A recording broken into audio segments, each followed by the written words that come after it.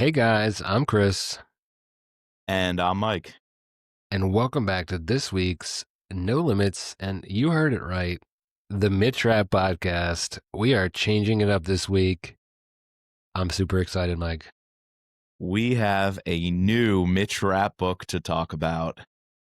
Denied Access, the second book by Don Bentley in the series, and the third book in the American Assassin trilogy, the third and final, maybe, story in the American Assassin trilogy started by Vince Flynn. But before we get into all of that, we want to take a minute to tell you this episode and all of our episodes are made possible thanks to our fantastic group of patrons. If you would like to join the Thriller Pod Book Club, you could be the reason we can make more podcasts, all for less than the price of a novel a month. So visit thrillerpod.com, click the Patreon or Book Club tab to learn more, and we'd love to have you on the group chat talking all things thrillers. The Thriller Pod Book Club is where it's at. And we talked a lot of Mitch Rapp last night on the Thriller Pod Book Club hangout. I know we were up late. We had to cut it off like sort of around 11. I had to get to bed. That was good. It was a nice discussion. 3-hour hangout? It was about 3 hours almost. Yeah, 2.5. Yeah, 3 hours. Yeah, Late night Mitch Rapp chat. It was good, dude. But like, I'm so ready to talk this book with you. You know, we had an opportunity last week to talk to Don. We got him on the pod. Yes. We had Chris make a cameo appearance in our interview.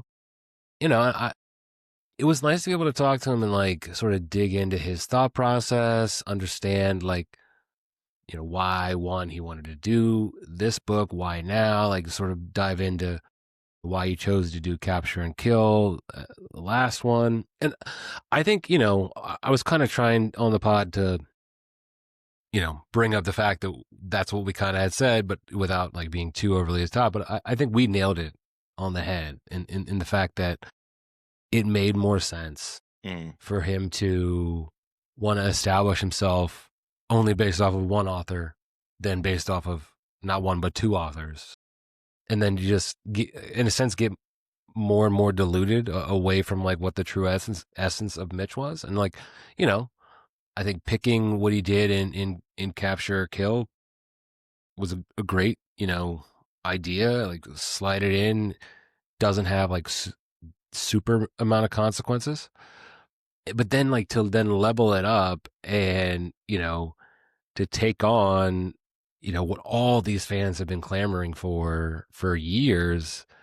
You know, it's interesting to hear him talk about, well, you know, I just went for it. And he didn't kind of say that, like, I guess he did bring it up, the fact that like Emily Bessler, you know, her personality, whatever. And, you know, maybe Kyle had said it, but, you know, just decided not to press. And he was like, I'm going to press. And that's what he did. And that now we have the conclusion to the, I don't know why I call it the Kill Shot trilogy, but like the American Assassin trilogy. But he shot his shot. You're right. He shot his shot. Sounded like, and a nice tribute at the end to his agent who really made the deal possible, and to his family, all the best for them. Really fitting to hear that they went for it, and it was really great to hear Emily Bessler tell him, go for it. Like, sometimes we think of the Mitch Rapp series as very protected and very guarded, as maybe it should be, with a lot of gatekeepers, the Flynn estate, Lisa for one, the fans, number two, and you would hope the publishing house as well. They have a very vested interest in keeping the fans around and making sure the hardcores among us are satisfied with the direction it's going. We also kind of talked about and compared it to the Clancyverse, which Don has been in. And he seems to also understand that's not what Vince Flynn's legacy should be. It's been handled very well for the Clancyverse, but maybe this one doesn't need to become that open-ended. So it's at the same time, I think it's really great to hear that, you know, the person at the top said, go for it.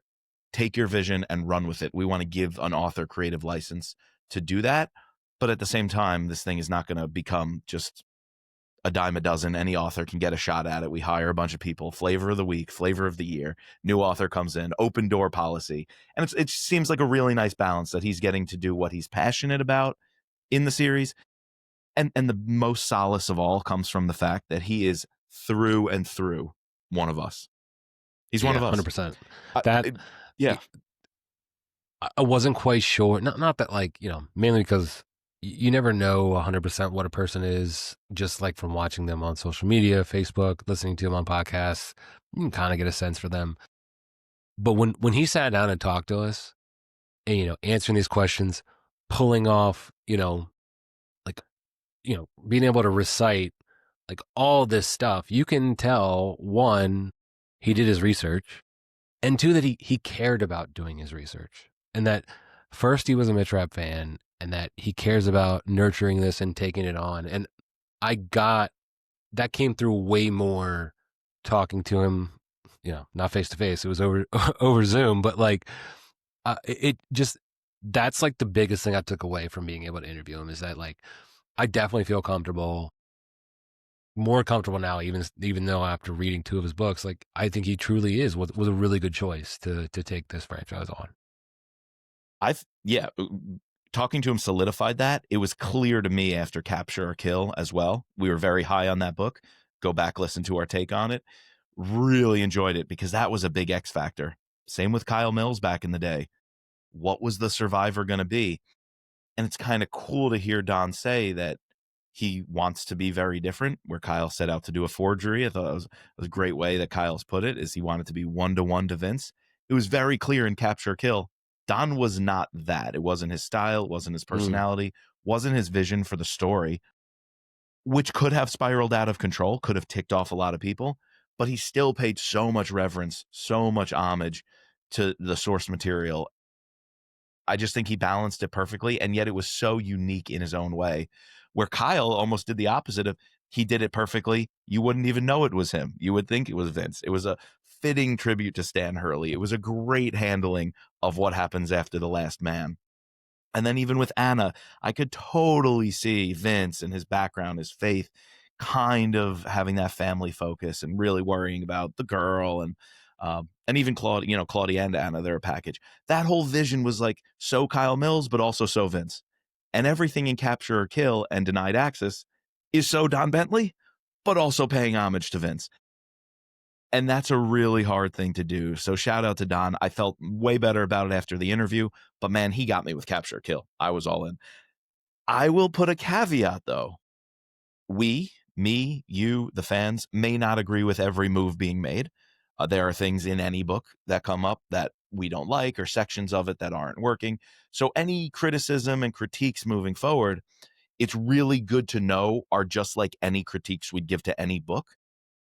Because in the Mitch Rapp series, once you start critiquing things, you're walking on hallowed ground saying, Vince, if you don't like a lot of Vince books, the fan base will maybe become very argumentative.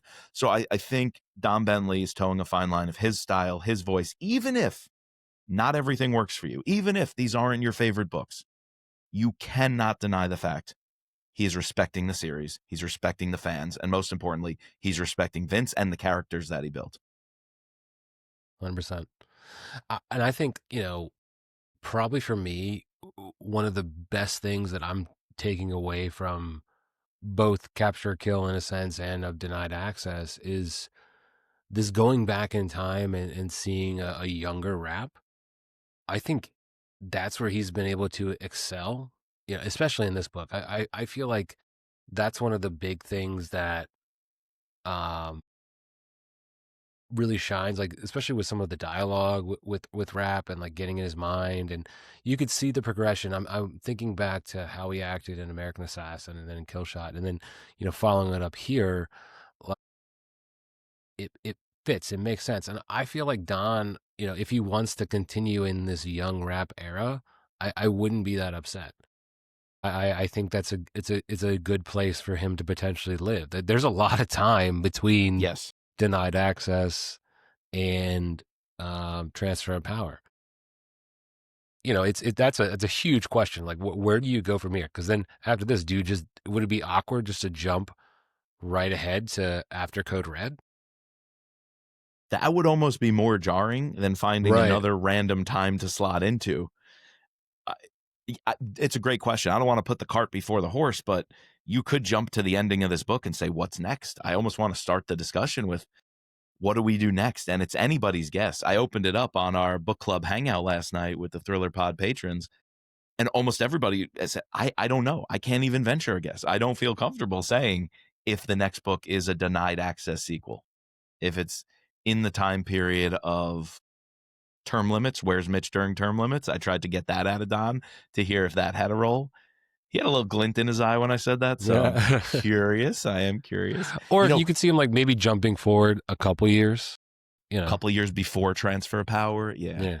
I mean, if you think about it, all the things you and I discussed when we heard there's going to be a Kill Shot sequel almost were tiptoed around or not directly addressed. Like, really great. We come out of the Paul Cook scandal, the end of Kill Shot, and the Stan Hurley development. Obviously, Stan Hurley needs to go on an arc from the American Assassin, Kill Shot, Stan Hurley. He and Mitch at the very end of Kill Shot, you could tell Vince wanted to show a little bit of healing, a little bit of understanding between the two, after how basically Stan and Victor were trying to kill Mitch for 2 books. First, wash him out of the program, and then second, kill him. You could see at the end of Kill Shot, Hurley saved his bacon, getting him out. Hey, kid, you need a ride. Great cameo with that line at the end of this one. But with Alicia, who we'll have to talk about, I just think it was perfectly played to come after Kill Shot. Yet, it didn't address everything we want. Rafiq Aziz missed the meeting at the end of... Spoiler alert, guys, if you haven't guessed by now, we are the after show. We're gonna spoil all these. We're spoiling everything in the Vince Flynn universe up until Denied Access and including Denied Access. But Rafiq Aziz was the getaway man. He was like waiting at an airport or something for Paul Cook and all the other traders, to leave that meeting. So he's left dangling out there. We know about the scar from Transfer Power. That scene has not yet been written. That's a dangler. I'm not satisfied with where Greta ends up. The Doc Lewis conversation, I guess you're going to get our honest takes. The Doc Lewis conversation was pretty well done. That was pretty cool, fitting ending. But just we broke up.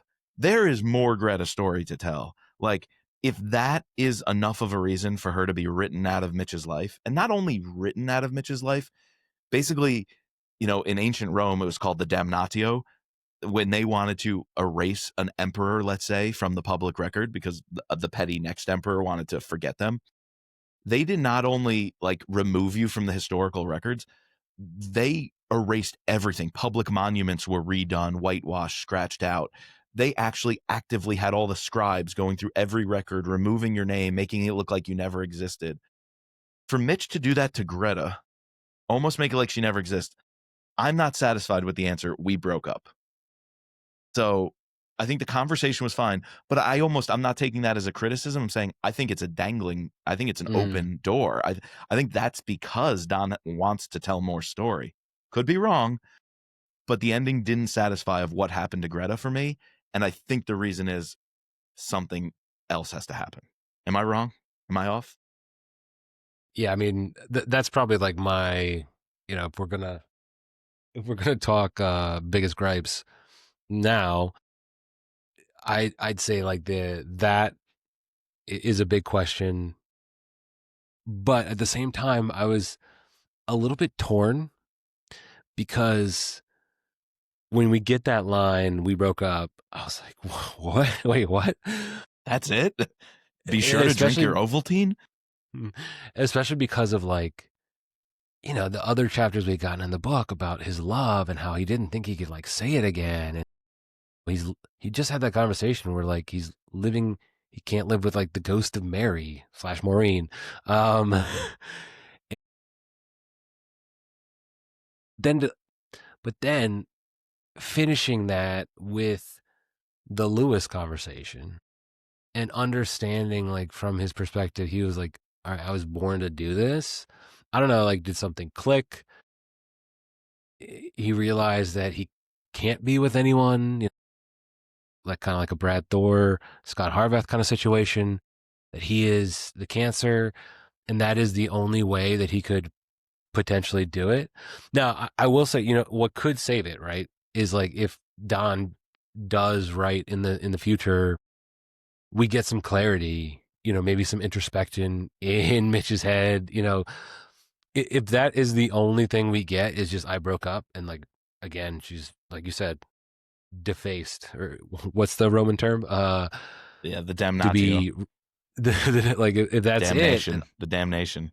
I'll be a little disappointed. But I will say I think he kind of it's saved a little bit by the conversation with The vision and the part of the conversation where he regales telling the vision. He saw that perfect life. He saw the life he always wanted, the dream life. And then when he says, but it wasn't me in the vision, it was somebody else's dream. And Greta deserves that. And whatever lady friends I might mess up in the future, they deserve that other guy. Or if not that other guy, they deserve that other life. And it's not my life. It won't be my life. I think that, you're right, definitely saves it, definitely handles it well. Doc Lewis cameo, never going to say no to that. But part of me still wants a little more of Rapp to dig into, and maybe it's with Doc Lewis in the future. They have some sessions that really, like, he throws the paper at him, right? Like he shows that little edge of disgust when Doc Lewis mouths off about you just going to go kill unarmed people trying to get a rise out of him. Really tasteful, because Doc Lewis always had that. He had to be edgy.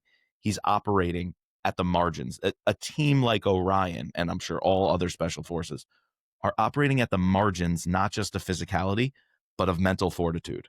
And so a Doc Lewis, a shrink like that, and Rapp even calls it out. You're an excellent shrink. I see why this program needs you, why they hired you. You're the right person for it. But don't try to come at me with that psych bullshit. I think they got to dig in more of that.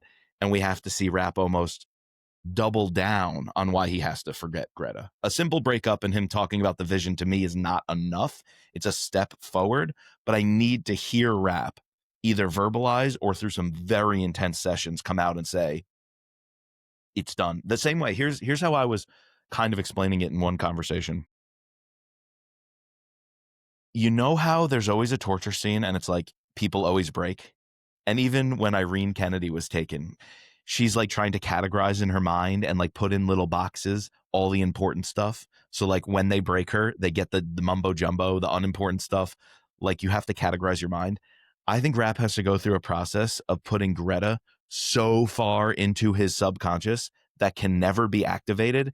And Rapp has to like double down on his training to be the one guy who will never, ever, ever, ever break. Because if he gives up Greta, if somebody realizes Greta can be something to dangle in front of him in the future, which never happens for the next, 40 years, 30 years. We know it doesn't happen. I think he has to do some intense training or a realization where he realizes everyone breaks. I'm going to be unbreakable. And I'm going to put her so far back into my mind. And maybe Doc Lewis helps him with that. Maybe Doc Lewis goes off grid, off reservation, does some crazy psych shit to help him get to that point. I don't know. But I want to see that journey a little bit more. The conversation was awesome. I don't know if it was enough, though, for me.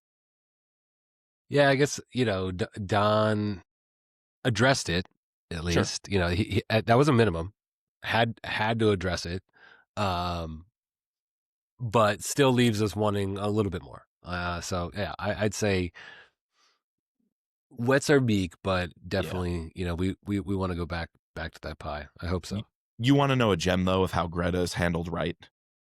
When she's first introduced, when we're getting her physical description, when we're getting her connection, their love, listen to this absolute gem of a quote.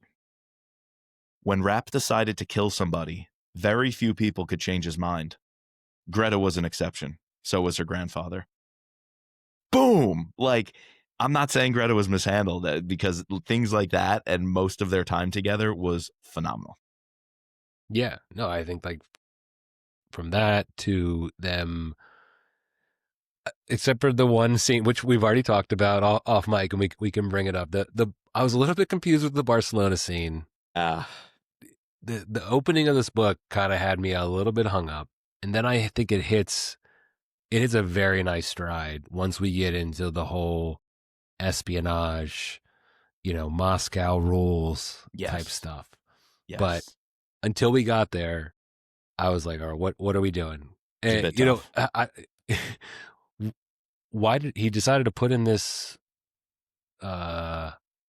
museum that wasn't actually even created at the time that he said it? He said it at the end. Yeah. Like, what was Mitch doing? Like in that museum? Like, I could forgive Greta alone. I can forgive the anachronism of the museum wasn't there in this specific year, 90, whatever it was. Like, sure, great. Like, the museum's there now. It was there a few years later. Put it in, write about it. but I almost can't forgive the operational, I'm going to say operational error of Rapp, who is this whiz kid, to abandon Greta at a table. He knows there's a tail, and yes, he thinks it's for him. He Multiple thinks it's people I for talked him. to, he thinks it's for him. He thinks the surveillance team is watching him. But to leave her at a table when the surveillance team saw you with her, to then go pay for a ticket at a museum, to go up to the second story, to get better sight lines. I know nothing about security. I know nothing about the world of operations. That just seems like a boneheaded move to leave your girl at a table when this team's on you. And then the skateboarding chick, I get it was supposed to show like Rapp's dexterity or something, how he catches her. And then later when he's got to save Greta, the skateboarding chick gets in her way. Like, there was so many extemporaneous details in that scene. Now, was it cool when he jumps on the hood of the car, is about to shoot the Ohlmeyer security team who's really protecting Greta? That was pretty dope. Like, we get out of the jam, but just a little too long linger on what his moves are in this square. It wasn't the most gripping hook. And tactically, for the Wonder Kid coming out of Killshot, an American assassin, Right. he's the child prodigy of this world. And it seems he's making a lot of blunders and letting Greta get taken. I don't know if I bought that in his character. So yeah, a little hard to get over. I'm not sure what was going on with that scene. We very quickly come out of it though, I think, because the next cut I think we see Rapp is him talking to Herr Ohlmeyer. And so when he's sitting with Papa or Grandfather Ohlmeyer, I'm loving that conversation. So I'm glad we kind of came out of it. But yeah. Yeah, and then I think there's multiple other instances throughout the book where we see Rapp's prowess in terms of, how much he's evolved. Like, he gets the drop on Hurley when they first interact at the when he knocks on the door, and then Hurley also gets him. And then I love how they bring it up or Don brings it up multiple times, this idea that Mitch is like this athlete, like a lacrosse player on the field. He's able to think 5 steps ahead, analyze all the people coming. And so in that moment, yes, he did get the drop on Hurley, but ultimately Hurley had the backup and would have been able to. He plays it through his mind. I would have taken him no matter what. But what Hurley sees is that, all right, Rapp is now internalizing all that, and will never allow that to happen again. No, and there's another little kind of callback related in that the fight with Lebedev, the cross-eyed or The cross-eyed Russian assassin Russian guy, yeah, when he's in the elevator and takes him out, Rapp wins the fight when he's losing by grabbing his balls. And it's like, right, he's learning from Stan. He's becoming Stan. Exactly. Meanwhile, the whole point of this book and basically Mitch's life is I'm not Stan. He even calls that out. Another one of my favorite lines. Like, this is where Don Bentley just reassures you he is the dude. He is the one. He after that, one of the earlier incidents with Stan, Rapp's leaving, and Stan's like, "What the hell are you doing? We got this mission. We got this thing." And Rapp's kind of saying like, "I got enough wars. I don't need another war," and all that. Stan's dressing him down. Rapp goes to leave to get Greta. He says, "Quote: There's more to me than just this job. I'm not you." And that's when he slams the door. Like, that's an important part of the American Assassin arc, and all the way up to today's Mitch Rapp, that he is not Stan Hurley. And think about The Last Man, Vince's final Right. book before his passing. It was so much reflection on Rapp thinking, is that me? Is that my future? And he's kind of fighting against it. He won't go, gently into that dark night. And I really think Don wanted to emphasize that, and that was a job well done.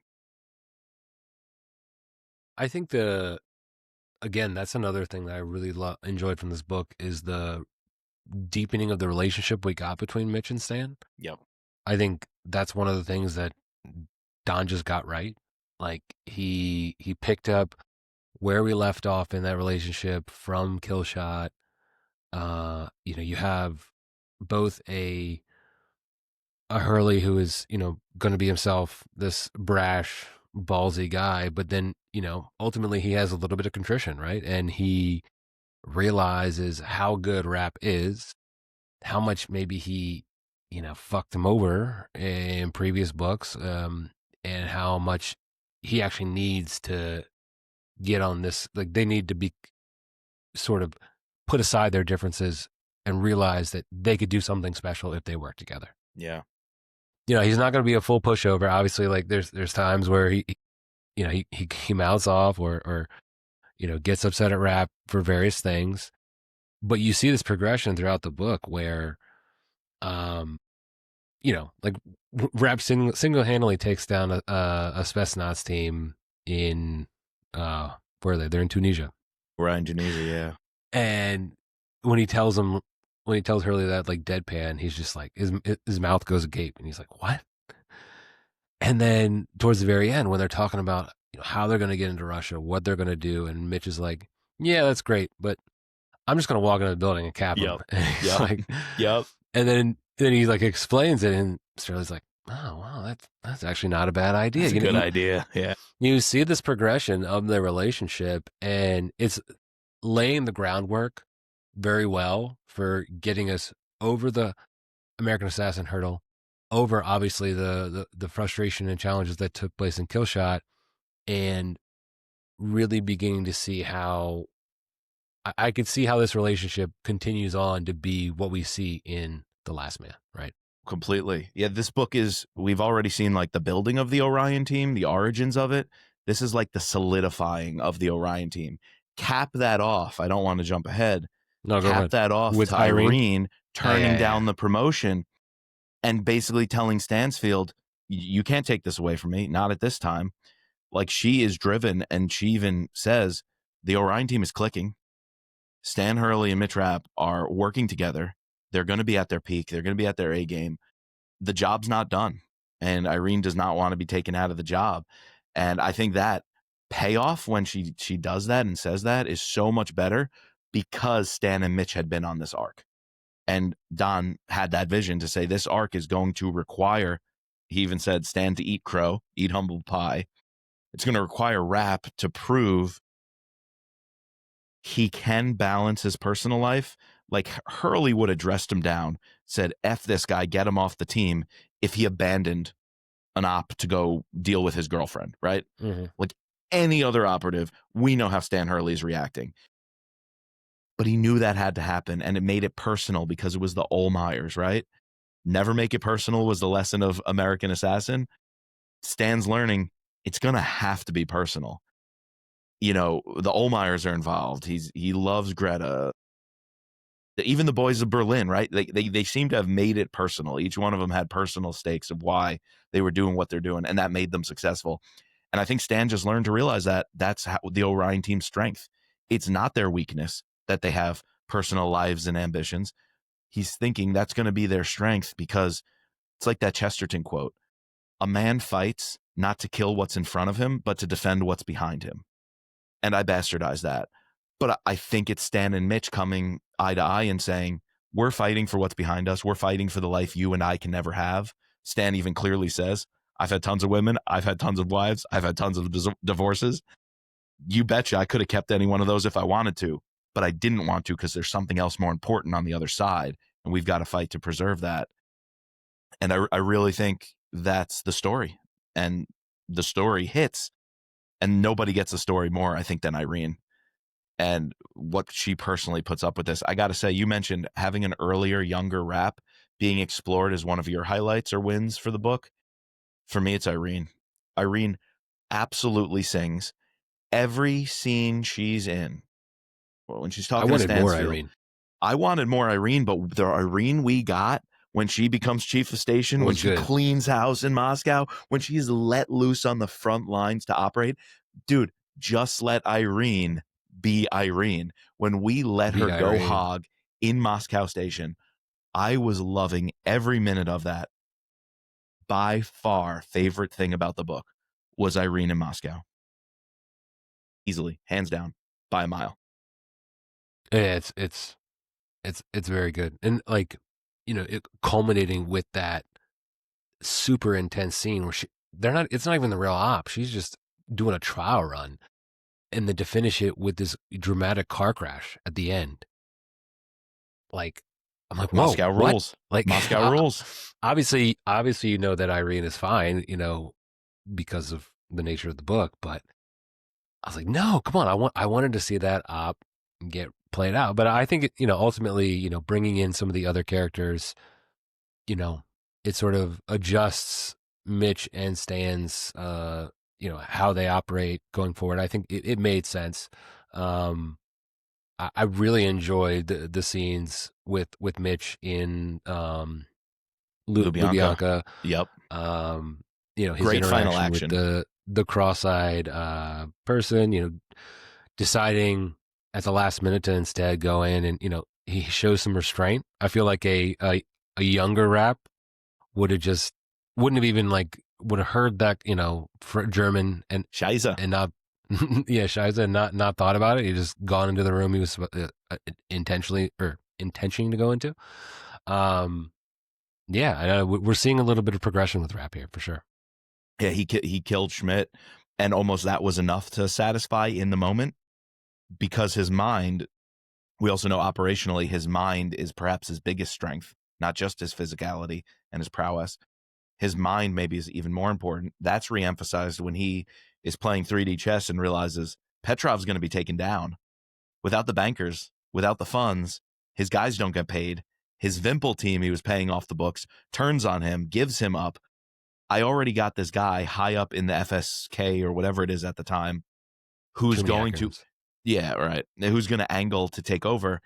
And he now has leverage to take down Petrov and get these guys. So Rapp almost sees it as a win-win. I got Schmidt. I cut off the funding. The head of the snake will die naturally, which he does with a long fall down a short staircase. Great line. Short staircase. Yeah, I like Don, that. You're killing me when Petrov dies. Long fall down a couple of steps. It's almost like Brad Thor and his Russian gravity syndrome. But yeah, Petrov gets taken out, and Rapp thought 10 steps ahead, knew that was going to happen. It was his downfall, and it was almost more satisfying to get Schmidt because of Greta's phone call. Wild cliffhanger when he's full Hezbollah gear. He's walking into Lubyanka. He's already getting all these looks, and he has to answer the phone knowing Greta's the only one who could be calling. And she says, trace the money. It was about greed. It was Petrov wanting Olmeyer's money, wanting his connections. And Olmeyer didn't give it all up. He didn't sell the farm. And I think that even extra motivated Rapp to want Schmidt and realize Petrov is a long game. But he had to take care. He had to cut off the funding in the short game. Another really interesting take, and Don's writing on a couple of levels that I didn't see the first read through. I should say first listen through, but we folks are not going to discuss much or spend time on the audiobook. So my second read through, the book is way better on paper. Everybody, we're huge Audible fans, audiobook fans. This book must be read for a lot of reasons. One being a terrible audiobook narration. But the reason it has to be read is because there's so many things to devour. When Hurley punches the dude in the bar, Hurley as a spy is really fun too. 2 bar scenes, ordering drinks. I like seeing Hurley in action. Yeah. Takes the bottle, crushes the shot glass. He's playing the boys in Berlin. He's running a spy ring in the Cold War. And we get to see him, do what he does, not just kicking ass. We've seen that Hurley, not just being all rough and tumble, but doing it when the stakes are super high. He's in Moscow meeting with a higher up at the FSK or in Vienna, wherever they are. I absolutely love that stuff. But he says, we're going to get you out of here. I have to arrest you. Punches him. And then the guy says something like, when you're at the airport, use the third phone from the right. So he's like giving Hurley instructions on how to make his phone call and get word out about their plan that, Rapp is going to get out. We're going to take down Petrov, that all this is going to go to plan. I have a guy on the inside. Rapp, I think the only way Alicia knows to pick up Rapp, because Rapp's like, shit, Hurley was my out, and now he's persona non grata. He's been booted out of the country. Rapp doesn't even know how he's going to get out. Alicia pulls up from the embassy the same way Hurley did it at the end of Killshot. But I think that's only because Hurley made the call to Irene or Stansfield. Irene was hospitalized, so it must have been Stansfield. And Hurley was able to get word out about the plan, and I think that's what saves Rapp's bacon. So I think Hurley, again, saves Rapp, and we don't even see it. It's just you kind of have to make that inference, that Hurley made contact home and Stansfield arranged it, and Stansfield knew who's Irene's top person at the embassy. She must have reported, there's a trustworthy lady, Alicia, she deserves a shot, and she saves the day. That is next level storytelling that you got to read it twice, 3 times to put the pieces together. Speaking of the boys of Berlin, I liked getting that little flashback of seeing Hurley, interact. he's like, "Did I ever tell you that story?" And then I think Mitch goes, "Do I have a chance?" And then it immediately cuts into Cuts to the we story. just cuts to the story. That was pretty funny. And that was a But yeah, plant I from don't an know. earlier Vince book with the bodies floating, Right, with the bodies floating. across Eastern Europe. Yeah, exactly. Yeah. No, that was I liked that flashback a lot. And then, we got another flashback. We didn't even talk about the opening chapter of this scene of seeing our boy, Stansfield in action, ultimately finding out that the guy he shoots is Petrov's brother. Yeah. That's what like the whole impetus for this entire book is, right? Like this 50 years revenge. Intense. Yeah, and some OSS stuff. We've heard about Thomas Stansfield. Right. It's always being mentioned, but like to be right. able to see it and read it on the page was nice. Yes, being recruited for his language skills out of college. Hey, go take, French and German.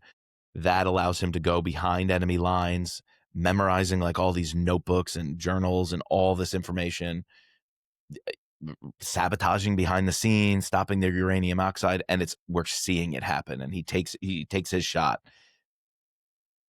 And the way the book progressed, I was wondering where that would come from. I almost in my mind had an idea that this book would be a little bit more of some World War II early Stansfield stuff. And then it didn't go back to it. I wouldn't have minded it. I wouldn't have minded it. Yeah. I think we did get the Stan Hurley flashback, more Cold War Berlin era. So that was okay. But I, for some reason, had a preconceived notion this book would do more early days, OSS, Stansfield recruitment. We kind of touched on it, which was nice, but I could have used a little more. I could have dug in. At least it came back around with Petrov's brother. And the head in the box, right, of why Petrov is almost coming out of retirement or resurrecting these old skeletons. And it's because it is personal with Stansfield. So it was a nice connection in the end. I just think we could have dug in. It's a huge connection between him, Allmeyer, Stansfield, the Volkov. Volkov, and then yeah. Immediately on the other side, you had Petrov, this American trader. They had a banker. They had, they had equivalent like spy rings like that. That was, I would have loved to see like a movie of seeing these two opposing rings. Each of them have, the mastermind. Each of them have the brute force. Each of them have the defector. Yeah. And each of them have a banker. Like that was pretty cool. Yeah. I thought that was a really great setup. And even if we didn't get to see that in action in the day, it colored so much of what was happening in the present, in the 90s. So it was kind of cool that all those earlier decades of Cold War history, post-World War II into Cold War history, was impacting a post-Soviet world, right? Like these beefs didn't die with the dissolution of the Soviet Union, right? All the KGB spies, their contacts, their antics didn't just disappear and say, oh, now we're a democracy, we're a pro-Western country, and all of a sudden everything's better or whatever. No, that was not the case at all in early Russian Federation days. So yeah, I loved how the history colored the present. I could have lived in the history just a little longer. Sure. Of course. Now, that might have come at the expense of a couple other storylines I really liked, though, because we didn't even talk Free Chris. Chris Henrik. We got to get into that. And Barry. I thought that was, we've seen it in a lot of different books, whether it's Brad, Jack, maybe not so much Jack, but mainly Brad, Vince, Kyle, having these tertiary stories that are related to the plot, but yet either barely touch or sometimes don't ever touch. I'm thinking of like one of the Brad novels where you have that whole police procedural thing, and the only thing that connects them is like she watches the president, say something on TV at the end, and like that's the connection, right? But to have this one is cool as hell to have one of our patrons have her name, be used as a character, to put her as this dangle. See, did you think? I thought she was a spy. I mean, I know they wrote it like that she's not. Yeah. But in my mind, it was a fake. It was a double fake. It could have been, but I mean, I'm just thinking back to the Americans. This show had so many American vibes, like the Jack in the Box in the car, sure, where Irene was supposed to get out. and then also these dead drops and everything. So I did like the discussion of spouses and the families.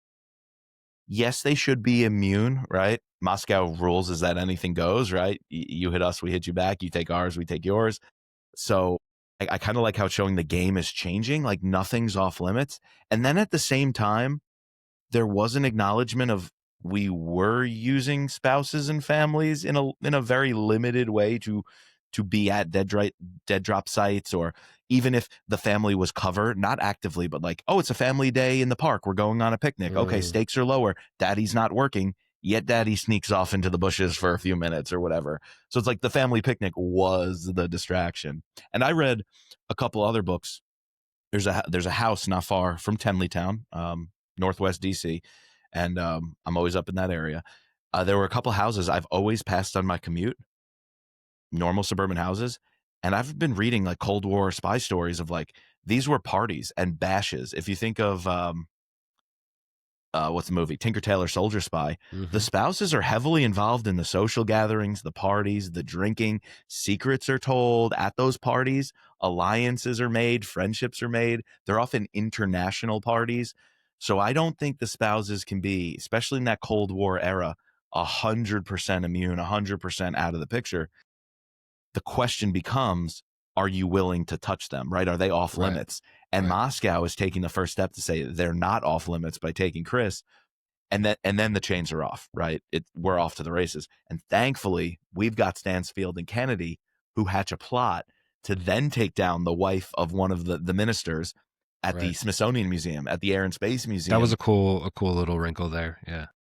It was a really cool wrinkle because, I mean, it's not Moscow rules, it's DC rules now, bitch. Like, to me, that was Stansfield absolutely dropping the hammer, saying enough's enough. We're not rolling over for anybody. And that is why Chris is freed in the end. That's the only pressure, because they weren't going to free her. They were going to play hardball on that tarmac. She knows when her shoulder gets squeezed and she's yanked back. Crap, this might have been a setup. I might have been a pawn. They're not going to give me, they're going to find a reason. They're going to be like, oh, you took this diplomat lady from Washington, D.C. We're not giving Chris back now. So it could have just escalated. But guess who was there alongside Fred Burton as one of the DSS agents? Fred Burton. Yeah, Fred Burton was there. But Mitch motherfucking Rapp steps up, grabs Chris and says, no, motherfuckers, we're taking her. Chris Hendrick, one of our friends, she got touched by Mitch Rapp on the shoulder and saved on the tarmac during essentially a prisoner exchange in Moscow. That's unreal. That is just next level stuff at a Dom. Yeah, so I had known pretty early on, I guess Chris had told us that she was going to be a character. And then, our group does a pretty decent job of keeping the group chat spoiler free at times. But yeah, every now and then, and I, of course, was one of the last persons to read denied access. And so, but I don't spoilers don't really bother me. But when they had said that, like, oh, Mitch, in the end someone said that Mitch saves Chris. And that was the only context I got. And I was like, all right, so I'm waiting for Mitch to save Chris. And like, we got it with him just putting her, in. But in my mind, as soon as we go into Lubyanka, I thought he'd free her. She's down below. That's what I thought. Remember the guy shows her those things, and I'm like, yep. Wait, is he gonna he's gonna break her out? Walk by her cave, dude, and free her out. But it was still cool the way we had it. But like, it was in still my mind, cool. I'm thinking all these other things. I psyched myself out the same way, and in my notes I wrote, just in case nobody believed me, it's in my notes. You could timestamp it, see it between other things. Prediction: Rapp breaks Chris out of Lubyanka. You ready for this prediction? She sacrifices herself so he can live and escape. Then Greta must go off grid and change to a pseudonym, and she changes her pseudonym to Chris Hendrick because of the sacrifice Chris made while Rapp was breaking her out of Lubyanka. Oh man, that's some fan fiction right there. That's some fan fiction right there. I wrote that prediction down just because it popped in my mind. I was like, if that happens, I'm going to lose my shit. But that's just fan fiction, me being a complete loser. So it's funny. That's funny. I thought, I didn't think like fully to that extent, but I went definitely, that deep. I was gearing up for him to take her out. But yeah, either way, we got a cool interaction between Chris and Mitch in the end. And the Lubyanka scene was still quite satisfying. Yeah. The fight in the elevator was great. Captain America style, Yeah. kicks butt in the elevator. And the torture chamber, he kicks the dead body into, like, sick. What else did we miss talking? Oh, big action suspense scene that I absolutely loved since I mentioned Fred Burton. Did you love that limo scene or the motorcade scene when Petrov encounters Kennedy? Oh, yes. Yeah. I love that moment. Yeah, when I guess she's first meeting the DSS agents, immediately gets off the plane, have to do some invasive measures. And yeah, we just get this, that's what I'm saying. This book in the middle, like as soon as we get past like a couple, like the first maybe 10 or so chapters, as soon as we kick off the spy game stuff, It hits. It really sinks. Really? Yeah. Yeah. I was a little nervous in the beginning. One, the Barcelona scene we talked about. Another one we we'll didn't have even to get talk to. about the Dagov Pills, Latvia. yeah, The bar and scene. I don't know. Yeah. Maybe if I read it is Steven Weber the person that is clouding that scene for me because of how confusing. Like listening to that scene was a little bit confusing. And I realize it's like kind of meant to be because of they're running intelligence. Yeah. There's a bomb, multiple bombs. But the Brooklyn accent that he's putting on, like whatever that was just. And you're a New Yorker, so like, was it Bronx, Brooklyn? I don't know. Whatever it was. I think it was the Bronx, and that was supposed to be David McCloskey. Which again almost took me out of the story. Of like, I know him. His books are really good. What's he doing as some Bronx guy in a bar in Latvia? Some linguist who is diffusing bombs or doesn't know how to defuse bombs, half-assed diffusing bombs, and then I was also confused because we had started with going back to the Cold War, or no, to World War II, or the end of World War II, or middle of World War II. right. And then we were jumping ahead, and then we jumped back to that. I'm like, wait, are we back in like World War II or current times? I don't know. Yeah, and it ultimately it was all set up to a setup. Sort of kick off this, ultimately what Rapp and Hurley have to stop this war from happening. Invasion. Yeah. But I'm gonna blame Steven Weber on. Yeah, I don't know. I will say the writing and dialogue. Forget the accent, right? It was hard to hear, even on the page, because I did read that one 2 or 3 times, and I almost couldn't get past it. I had a big block from that scene in the Barcelona scene. I was struggling to like keep on going. I was like, at least we had Stansfield, early days, World War II. At least I know Hurley's going to come in at some point. He's got to be here soon. And then when Rapp got to talk to Olmeyer, I'm like, okay, that got me back into it.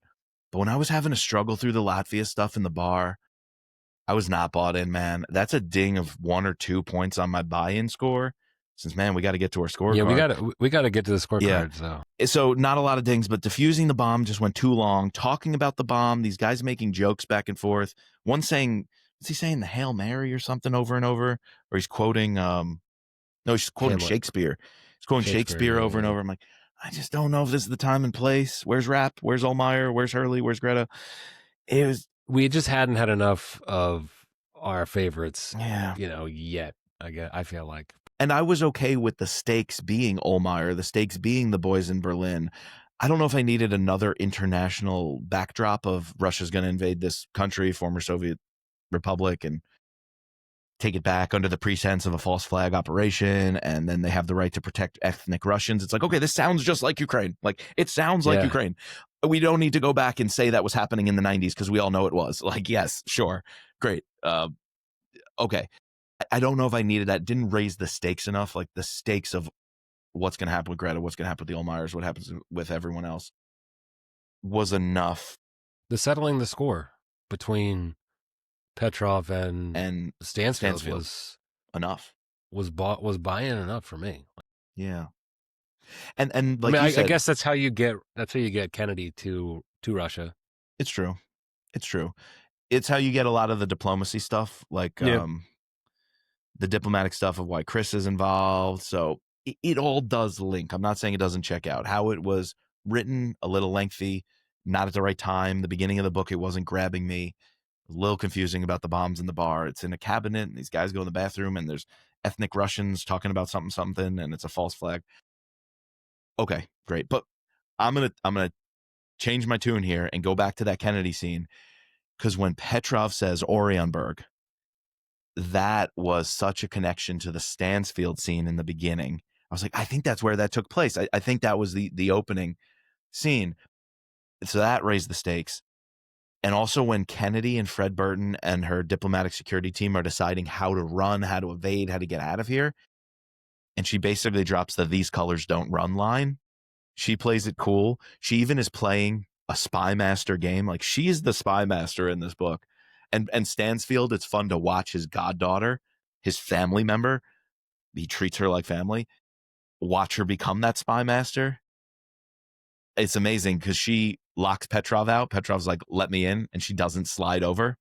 She puts the ball in his court by rolling up her window to say, you have to look foolish and walk around the car, sit next to me. Megan's reading the newspaper. Yeah. Exactly. She's reading the newspaper, playing it cool as a cucumber in the highest of tension scenes. Was another reason Kennedy was just singing. So the stakes of the spies game, the Moscow rules context, we could have moved to chapter 1, chapter 2, and maybe let the Latvia stuff play out a little more on the down low. We could have led with that. So tiny nitpick, tiny ding there, but I'm not going to harp on it too much. All right, so let's get into the scorecard. Let's get into the scorecard. Action, suspense. What do you give this book? Lubyanka scene was great. The tension of Chris and the diplomats kind of raised suspense for me quite a bit. And the Kennedy in the limousine encountering Petrov was almost the height of suspense. And we can't forget, we kind of glossed over the Tunisia scene. Rapp scouting it out. Tunisia scene was awesome. We can't forget that because it was so cool. And I was like, is this a side story? But it brought in Volkov, right? It brought in an old boy from Berlin who then gave the intel, gave the rundown on Lubyanka, gave all these contacts, knew Petrov's mind. One could see it as a sideshow just for a little dramatic action. We need Rapp to do something. But it was integrated. It's bonus points for that scene.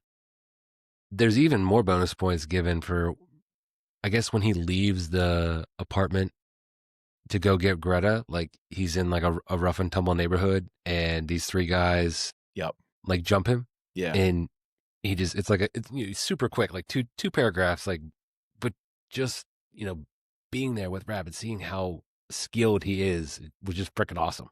Yeah, a bit of a sideshow for me, but sure. Yeah, but like, necessary much? I mean, maybe, I don't know. It's a grimy area. The 90s. Yeah, I understand it. He's even doing the stakeout beforehand where he's using the phones and the signals to kind of like entrap to see if the police are going to help them or this team that's going to help them. Turns out it's the Vimpels. So it looks like a mercenary team, but they have a lot of resources. They've got a jet, Rapp and Hurley the whole time are trying to figure out who the hell is funding this whole thing. And we later find out that it's Schmidt, and Schmidt is the ultimate, big bad we take down, which is cool. Yeah, I think that scene helps out with action suspense. So is it an 8? Between a 7 and an 8. I think I give it the benefit of the doubt. Yeah. I'm going 7. I'm going to give it 8. Okay. That's fair, though. I don't think you can go much higher. I don't think it's fair to go much lower. Yeah. Plot. If you give me just the spy stuff, you give me just Irene and Stan, and you give me Hurley and Rapp's relationship and their arc, Boys of Berlin, Petrov v. Stansfield, I think I can go a 9 or a 10 if it's just that. Yeah. The Latvia opening, even Olmeyer's, right? The conversation with Rapp and Olmeyer early on, the love story with Greta is hitting. So could go 9 or 10 on that stuff, but little pieces took me out of it. We didn't even talk Rutledge. He's a senator who's trying to take down the CIA. We got a classic Vince Flynn, congressional hearing. That was cool to see. Yes. And to have Stansfield in the hot seat. It felt weird when Vince would put, Mitch in these committees or whatever, and he'd just mouth off at somebody. Like, it was cool. It was rah, root for it. Yeah. But the whole time what? It was better when Irene did it, though. It was always better when Irene did it, and it's kind of cool to see Stansfield have his moment there. So good stuff. Didn't have much consequence later on. I guess the backdrop is the CIA even necessary? It was good to hear Don explain some of this. I think that helps me understand the context. His explanation of like this was a time where the government was questioning, is the CIA necessary? And politicians were scoring cheap political points by trying to, sideline it. All that wins me some points. The Lafayette stuff wasn't doing it. Barcelona didn't get me hooked. 7 on plot? Yeah, 8? I'm gonna go 7 as well. And the other thing that is a kind of a big plot hole for me is the ultimate leak we had was this Zeke. guy who he would like just talk to. He wasn't even in the CIA. Kind of like a He just like lobbyist? yeah, I like a guess. lobbyist. He'd talk to people. I mean, I guess that's how it works. I don't know. It just I thought that like a spy that is giving up, because like Moscow Station is in ruins. Like their Right. op is going wrong. Like all they're afraid of their own shadow. Yeah. So to me, I felt like the mole like had to be in the building, Right. In not someone either in Moscow, in the 7th floor, I think it's still possible though. I think it's both end. I think You that's think it's happening. both end? I Yeah. think Zeke is doing his digging, but I think it's one scene where he sneaks away, makes a phone call to somebody. I think he has the mole, and I think he's afraid Irene is rooting the mole out. Maybe it's that guy she fires, right? And everyone's and the ambassador, right? Chews her out, and Right. why'd you fire this guy? So I feel like that mole story was in the background, but the Zeke, and if he encountered the mole more often, was a little more hands-on with the mole and passing it to his Russian handler, could have been clarified a bit. So I'm with you. 7. All right. 7. All right. What about buy-in? I'm going to let you go. I want to hear your buy-in. So to what the point of this story is, right?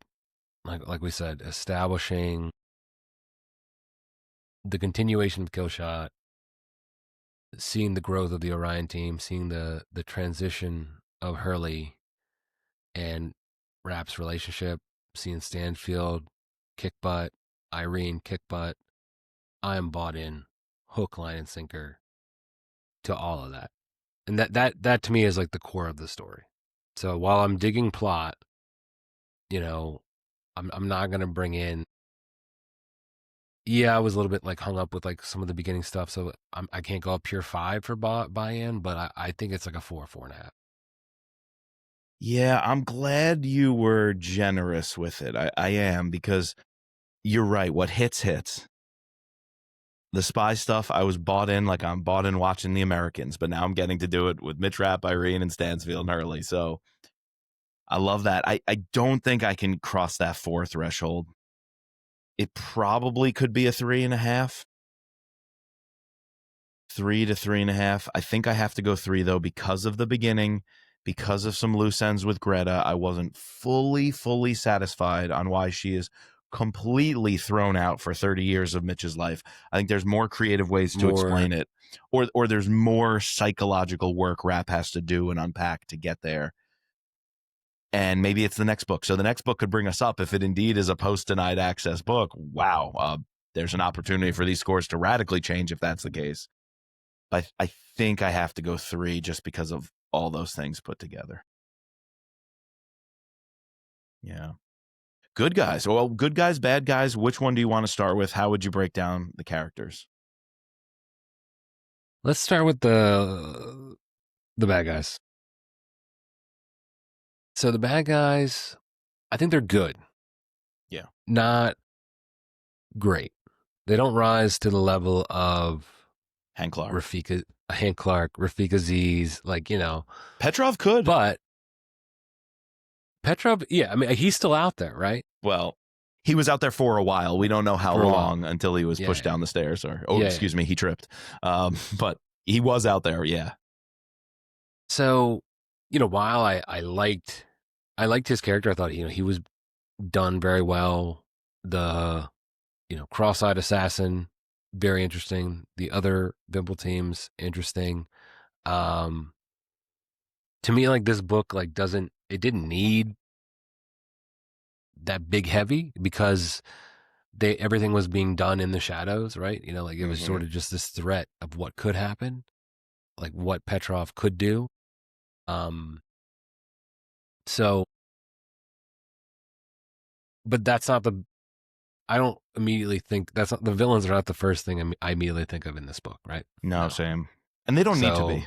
They don't need to be. They don't need to be. So I don't know, 3.5. Yeah. 3.5, 4. I would say 4 or 5 if we're just going Petrov. Bidev, okay. Somewhat worthy assassin for Mitch, or adversary for Mitch to be up against. He is the one who gets the Olmeyers. That's pretty creepy.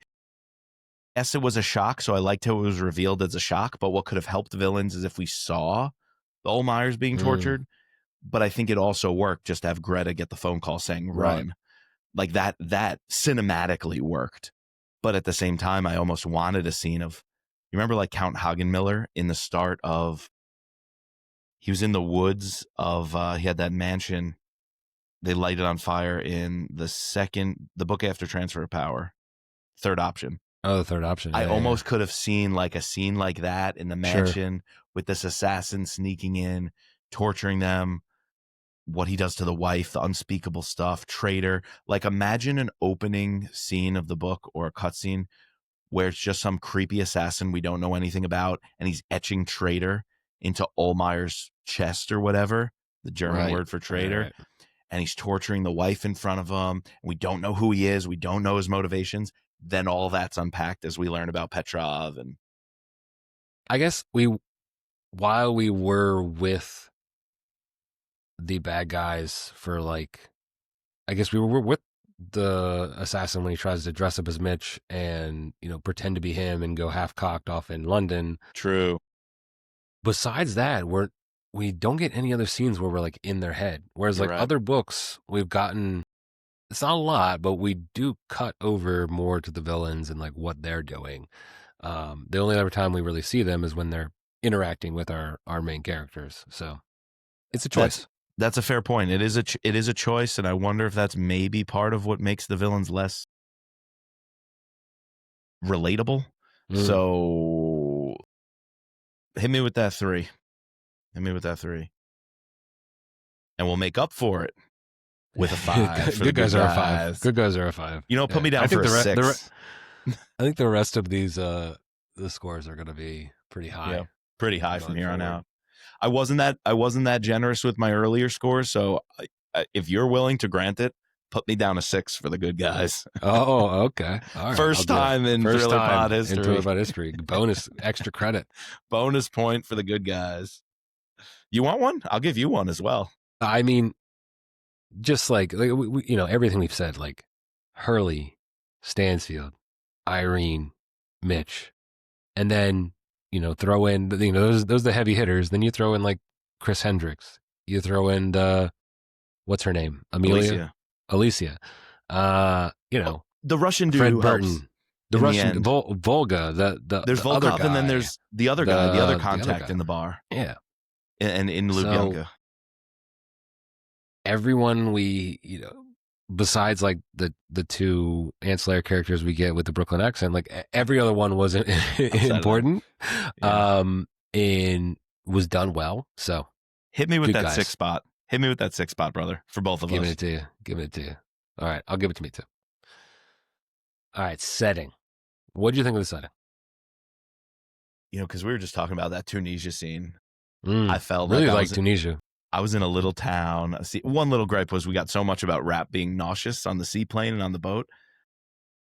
Don must have pulled that from Vince. I don't remember personally too much about it being brought up, maybe at one point, but he seemed to go very heavy into Mitch, had all this nausea and didn't want to be on the plane or on the boat and then the seaplane. Maybe that's something to say about his evolution where he gets really comfortable on those like C-130 transports where they like lull him to sleep. Like that's his safe place. So maybe it's some sort of transformation teeing up, but that was a little out of place. But when we land in Gezert, I think the town was, I was loving it. He's on this mountain. He's doing Overwatch. He's talking to this like American tourist lady or something, this New Jersey lady, whatever. So cool. And then when he's going through the streets, picking these guys off, and Mark said something cool about how this scene was written. It's cool that it has this little cafe where he meets Volkov and all this, and then he goes off on this adventure. But as he's killing dudes and wiping out this team, we're hearing it through the assassin's earpiece, the team leader's earpiece. And he's like, report back 5, report back 4. And nobody's reporting back. And we just secretly know Mitch is picking them off. Yeah. That was it's dope. Like getting the action vicariously off scene, but through like a character that's going to mount to meet his demise. Like it was both chilling and, super cool. It was well written. That reminded me of some like Matt Drake type stuff. I don't know why. That was like when I felt the most like I was in Syria on the ground with Matt Drake was that scene in Tunisia. So that was good. Lubyanka at the end was very good. I thought all the Russia stuff was done very well. All the Russia stuff, all the Moscow stuff. Chris Hendricks sitting on that bench when she's taken. All these little snippets. 4.5. 4.5 for me. Yeah, 100% agree. I think, that getting some descriptions of the, when they're in Vienna, where else does he go? A little bit of Doha, like they hop over to Doha. Yep. In the safe house. We're traveling heavy in a Mitch Rapp novel we are. Here, so. Yeah. All right. Do we want to save cover for last, or let's end on a positive note with the free space? So okay. We could also end on a positive note with the cover, but I think we talk cover. Tell me about the cover, Chris. Okay. I really like this cover. Yeah. Obviously super Russia heavy. Tower of the Kremlin. Is that one building behind it? Is that Lubyanka, or maybe it could be a building? You were trying to describe to me like you have the Kremlin, St. Basil's, and then Lubyanka. So sort of, yeah. They're like a block or two apart. Yeah, so I don't know it perfectly, but that back building definitely echoes the one on the right, particularly of Lubyanka. But I'm sure there's other buildings in and around Red Square that it could be similar architecture, but it definitely echoes it. And you got this like fog.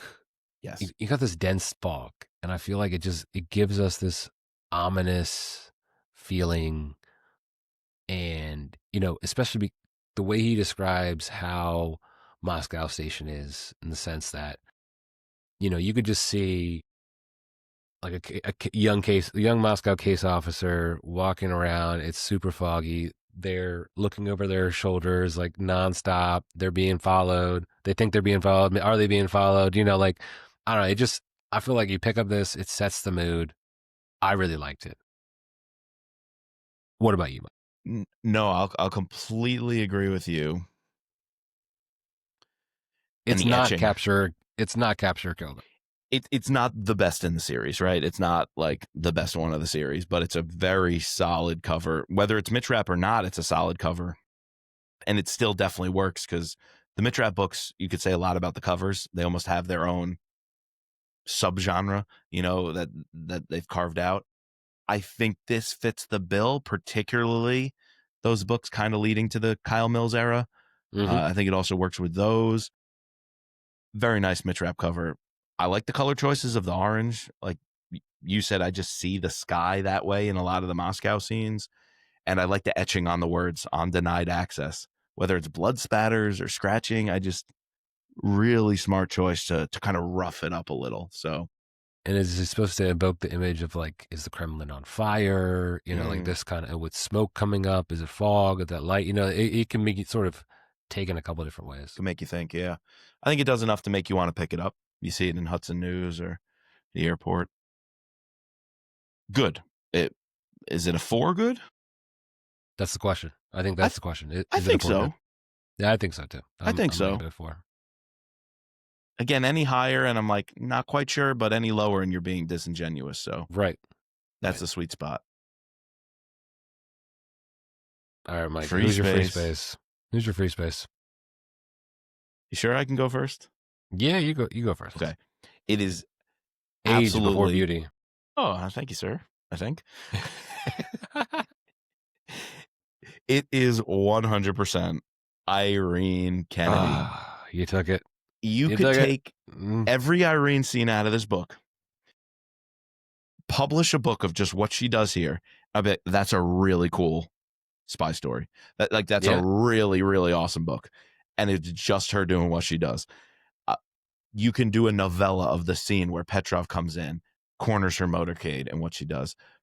Everything, every move she's making in her mind, and then how she actually translates that into action. I think that's where you have a character like Irene, who's one of the best written characters in the genre of spy fiction, period, is because she has the smarts, she has the education, but she can translate that into action and how she runs a workplace environment, how she interacts with others, how she treats subordinates. She's so intellectual, and she doesn't get stuck in her head level intellectual as many people could, and real intellectuals often do. She is able to be on the ground, even to the point where Stansfield wants her in the field, running agents, doing that work. She has a skill set that is so phenomenal, and it just proves why she's basically the only person who can run Rapp, the only person who he can trust operationally, tactically, materially, emotionally, and just knowing what they each have been through. And now we get to watch Pursuit of Honor happen, however many books later. We get to see their development, their relationship. We get to see Mitch and Tommy eventually. To know what's coming in store for Irene is made all the much better by seeing her at the top of her game right now. She's always at the top of her game. Like, Irene Kennedy doesn't miss. And Don Bentley knew that. And so he knew she had to be one of the stars of this book. And it landed. We have landed that plane. 5 points just for Irene. All right. Well, you obviously took. If you weren't going to go first, I was going to go Irene. For me, the other like major standout point of this is, for me, is Stan Hurley. I think that, getting to, and, more so his relationship with Rapp and seeing how it matures. I think that seeing that, because we really actually don't get that much time with Stan and Mitch, No, not at all. Oh, we get American Assassin, Kill Shot, now this book, and then like 2 books in The Last Man and The Survivor. But yet his presence sits over this series so much, because in the future he's referenced and stuff like that. And so just being able to get a little bit more of the nuance and introspection into that relationship for me is just, it's a delight. So Completely agree. We even get to see him give Mitch the belt. yeah, Does Mitch use the belt? Because I know Hurley uses it. It's his trademark. He has one in the future for sure. Yeah, I think at times he does, but it's always Stan's thing. And so to actually have him gift that to Rapp for their Moscow op, and the first time Rapp had one was for the Moscow op to get in. Really cool. Honorable mention to Thomas Stansfield. He could have very easily. He could have easily been one of them as well. It's almost like a 3-way tie. It's a 3-horse race for sure. Interesting. We didn't say Mitch. No. What did you think about like Mitch's progression in this book? I think like we said, the very end conversation between him and Lewis was very good. Was good. The rest of the book, is he acting how you think he would act? Besides the Barcelona scene, which we covered, like every other instance, is he acting like how you think he would act? It's tough to say because he's in a transition period of, I have a girlfriend now. Like, we came out of the transition period of I'm getting recruited, American Assassin. Come out of the transition period of, can I trust any of these people? Kill Shot. Was this a mistake? They're trying to kill me. To now the transition period of, can I live this way and have a girlfriend, which is the age-old story in all of these novels, all these thrillers. The age-old story of, can I do the job and have a family, keep them safe? What's the cost? What's the sacrifice you make? And so it's like, we have to kind of do that. We have to explore that. But Mitch Rapp's a person who, Mary comes up quite a bit in this book. Or Maureen, the dream, who knows? Mary, Don Bentley doubles down with, it's going to be Mary moving forward. I think American Assassin also called her Mary, and it was Transfer of Power that might have called her Maureen, if I'm not mistaken. So yeah, there's definitely a discrepancy. Yeah, I could see Mary being a nickname for Maureen. One's like your birth certificate name kind of thing, but Yeah, so she's mentioned a lot, and I think that's why Rapp didn't feel like Rapp to me. Is like, he even says, like, Hurley's like, let's go to war with these people. He's like, I have enough wars going on. What? Mitch? I have a girlfriend to protect. Yeah. Excuse me? I'm just going to walk out of this op to go find her? What? Like, and Stan Hurley was taken aback, as we, the reader, were. So it's hard to have Mitch be Mitch that we know and love from 20 plus books at this But point ultimately, in he his comes life. through. He comes through, and by the Lubyanka, like, undercover as this Hezbollah guy, like, his physical features make sense for that. Like, that is Mitch through and through. Like, when he impersonated Uday Hussein on that op with the Humvee, yeah, they drop in off the airplanes. Yeah, Mitch going undercover, if you will, this Hezbollah guy. Like, it's Mitch being Mitch. I just think early Mitch in the book, I wasn't sure if he hit for me. Could be the Steven Weber problem, because definitely Mitch Rapp's voice on the Audible book pissed me off. I'll leave it at that. So maybe that's coloring my judgment. But I mean, put it this way. In this book, Irene is God tier, A+++. Stansfield and Hurley are A+. Mitch is maybe like a B+ in this book. So that's kind of where I would put him. Second honorable mention in terms of standouts of the book. So take that for what you will. All right. Well, I think we were fair, critical, but giving praise when praise was due. Yeah, this book sits kind of right where I thought it was going to be. Maybe, if you take away the bonus points we gave, it sits right at like a 39-40 for the both of us. Deserves the bonus point, though. Don't take that away from me. Yeah, true. So I give it a 41.5. You give it a 40.5. So not cracking our top 5. Not at the bottom of the barrel. So good old middle of the pack Mitch Rapp book. Yeah. Super intrigued to see where we go to next, though. It almost begs the question, what's next? It's even like more intriguing than where does he go after capture or kill? You know, completely. There's story to tell. That's all I'm going to say. There really has to be story to tell, and I tried to get it out of Don. I knew we wouldn't, but man, we tried. If I could just see a glimpse of whatever book he's writing, can't wait. But it gives us something to look forward to. Another year before we get to relive the adventures of Mitch Rapp. This was fun. Yeah, let's close our Mitch Rapp Pod chapter for another year. Next time, we're going back to, we should say that this book hit number 5, New York Times bestseller. Congratulations to Don. But we're going to be covering the number 2 for the second week, or the 4th week in a row. Dan Brown's new book, Secret of Secrets. Yes. And Cry Havoc. Jack Carr as well will be coming out in the next few weeks. We'll be covering that. We have that. We have a bunch of books on the slate, guys. Yeah, one other we're going to go kind of off reservation from our usual topics. Project Hail Mary. Andy Weir in The Martian, the third book he wrote. The guy who wrote The Martian. Kind of a different genre, but both you and I read it, Chris, and blown away by it. Absolutely loved it. So loved it. Just really want to probably talk my about favorite it. book of the year. Honestly, yeah, it might be mine too. It's up there. It's a candidate. So.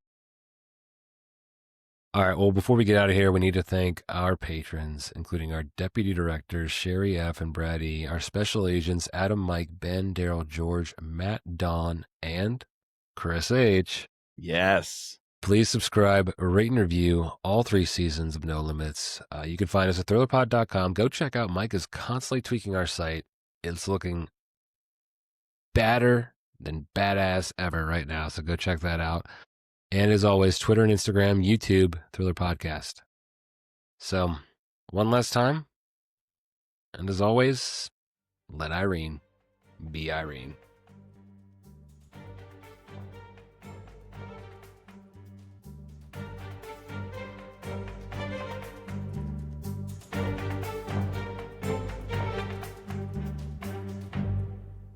You didn't do your limerick. Didn't do much.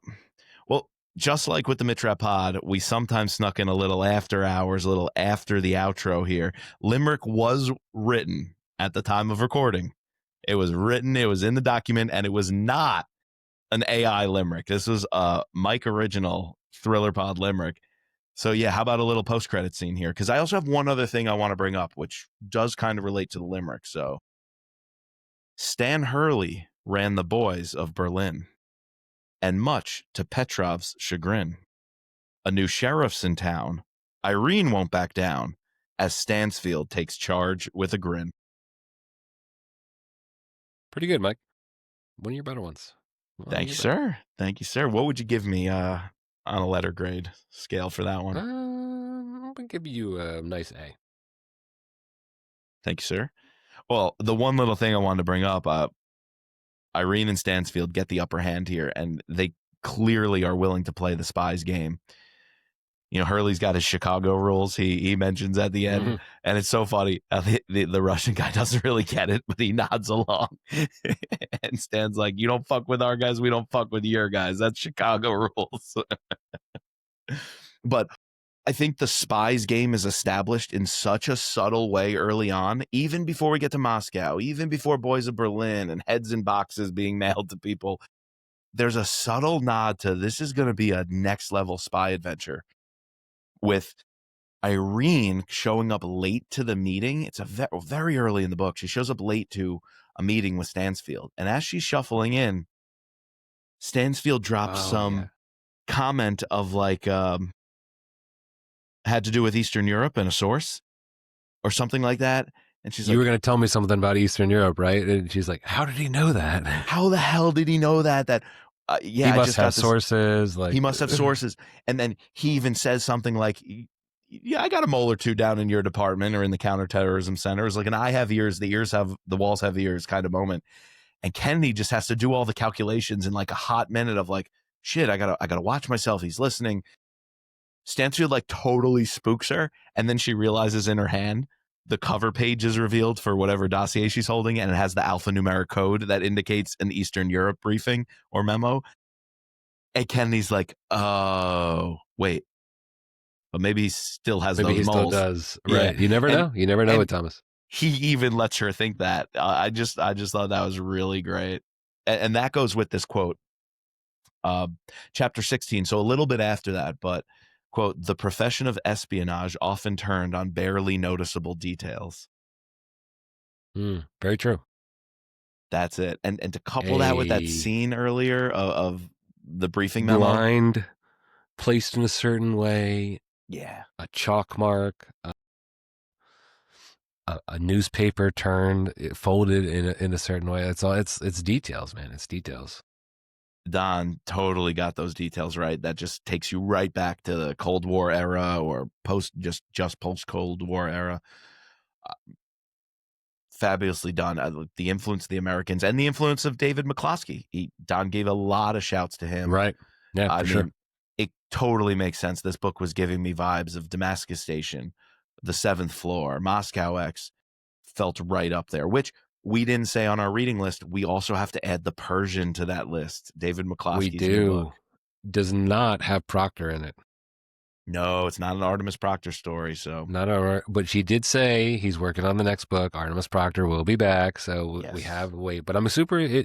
I listened to he did a little like clip on Instagram and promoting Pub Day, and giving us a little bit of an idea what it is, and it's truly this Iran, operatives going in. So I'm super excited. No, I really want to do that one. And I don't know if we'll ever get to it, but he also gave a shout to Milton Bearden, the former CIA officer that David McCloskey put him in touch with, who wrote a book, The Main Enemy. So don't know if we'll ever get there, but really cool to know that these were kind of the influences. We just had Jack Carr. The way Jack Carr was able to talk about all the influences on him and his storytelling and where it came from, going back to the 60s, the 70s, the 80s. Really cool to see that Don doubled down on that, brought that into the Mitch Rapp universe using real contacts. And I told Don this on our interview. One of the greatest privileges of this podcast is all the guests that we get. And almost no one was more interesting than Rob Richer, who was, at the time Vince was writing these stories, the chief of the Near East Division, the job that Mitch would eventually, the desk that he would eventually be working on. And that was Vince's contact at the CIA to kind of show him the ropes and help him put things in the books. And to know that Don is keeping that alive by finding guys like this Milt Bearden who just take him down that history path and let him make the books really authentic. It's exactly what Vince would have done. Just the process of it all is exactly what Vince would have done. Yeah. Didn't get a helicopter this book. No. Which makes me think, what about the pilot? What's he doing at this time? He must just be in the Air Force. Well, what's his name? Kyle's pilot that he made up? Oh, Fred Mason? Fred Mason. Yeah. Can you imagine if at some point, if Don continues with this time period, gets some hint of well, I guess Scott Coleman, right? That would be fun to know. Because the term limit Scott. Like Scott's, yeah. Is he in the SEALs? Is it the right time period? Did he start SEAL demolition yet? Like, must have, yeah. He's probably still in. Scott's a little bit older than Mitch. Is he older? Is he younger? No.